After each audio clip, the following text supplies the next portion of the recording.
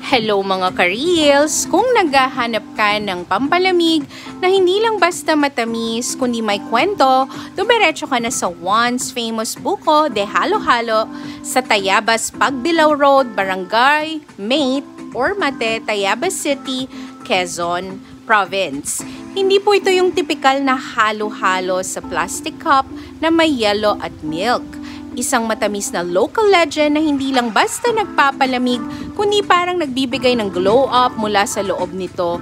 Yung klase ng panghimagas na parang yakap sa init ng tanghali at paalala ng simpleng saya ng probinsya. Yung lugar pa lang panalo na ang vibe.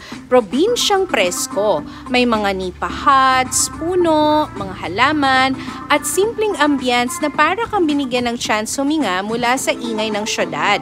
Mainit man ang panahon o tag-ulan, panalo pa rin ang lamig ng experience mo dito. Hindi lang pagkain ang bida rito, kundi pati rin yung kabuuang karanasan. Sa Tayabas, parang binabalot ka ng hospitality habang nilalatagan ka ng famous buko de Halo-Halo. May mga nipahat, may mahanging presko, at yung ambience. At eto po yung menu nila. Hindi lang po special buko de Halo-Halo ang ma-order nyo. Marami din pong masasarap na pagkain ang pwede nyong orderin.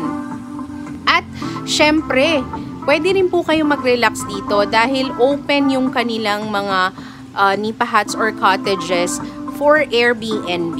So kung gusto nyong mag-stay, i-message nyo na lang po ang once famous buko de Halo-Halo. Hindi lang naman toppings ang masarap, kundi mismong buko ang lagayan.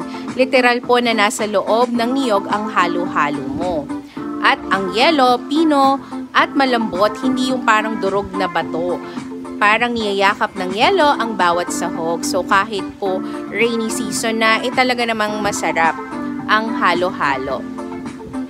Isang buko na may makulay na halo-halo sa loob, may ubi ice cream sa ibabaw, at gatas na umaagos sa gilid. Syempre, pang picture muna bago kainin.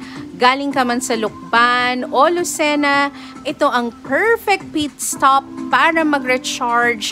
Hindi lang ang tiyan mo, kundi pati na rin ang pagod mong kaluluwa ay talaga naman pong marerelax dito sa once famous buko de Halo-Halo.